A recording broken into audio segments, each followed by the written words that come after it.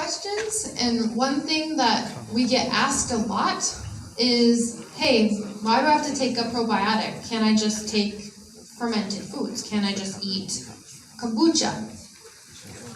Well, while we know that fermented foods are a good thing to add into your diet, it's not a substitute for a well-designed probiotic.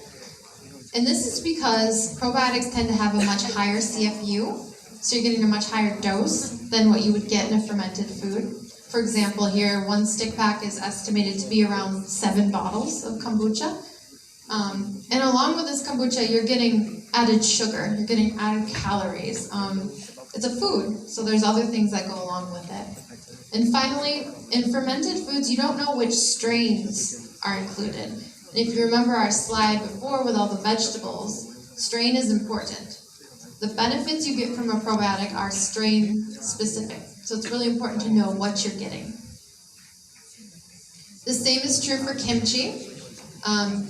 There's typically a lower CFU count in kimchi, and you're also going to get some sodium alongside this, and we're not always sure what strain is used. Similarly for yogurt, it's a great source of protein and calcium and vitamin D, but you are getting calories alongside this, and you're never sure of which strain you're going to have in your yogurt.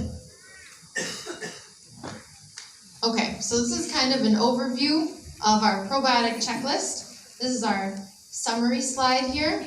So the things that are important to remember, a good probiotic has strain identity. When you're looking at the label, you want to see more than just genus and species.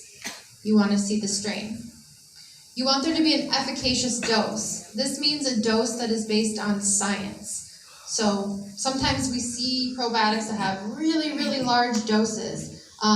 This is usually based on marketing and not really based on published literature. So we made sure to base our dose on what we saw in the science. More is not always better.